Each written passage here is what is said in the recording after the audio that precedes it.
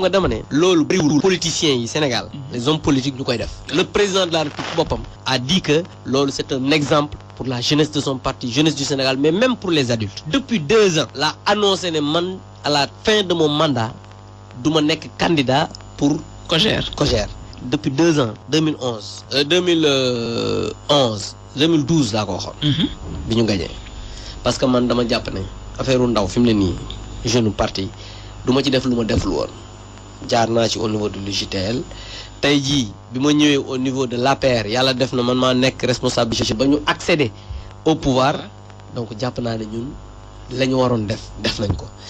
jamono jooju bariwul woon xëccoo bariwul woon xeex parce que yàq na metti woon na tey jii nag xam naa waaw parce que xam nga dañ naan lu sotti am borom tey jii nag nit ñi bëgg nañoo diriger les jeunes c'est normal parce que nag aussi nit dafay am ay ambition avancé ñoom ni ñu bëggee avancer ñëw jël sama place man noonu laa bëgg a avancer dem feneen moom moo tax absolument donc moo tax moi je pense que il faut que ñu xam ne wax naa ko ci benn émission ndànk méttiwul mais ñu nekk di encadrer les jeunes pour que ñu mu am équipe bu dynamique boo xam ne dañuy wuutu pour que ñu mën a travailler à ce que le président Macky Sall mu am 2e mandat moo tax tey jii ñi nga xam ne dañ doon wax di yuuxu di ma saaga ak di wax yeneen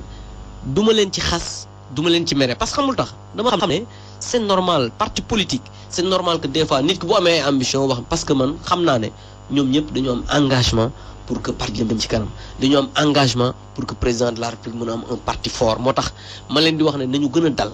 nañu booloo nekk benn parce que aussi sénégalais yi ñi ngi xool di ñu seetaan bu fekkee ne aussi dañoo fal ñu nekk fi di xuloo di xeex di gaañante je pense que dinañ ne ñii matuñu ay njiit moom moo tax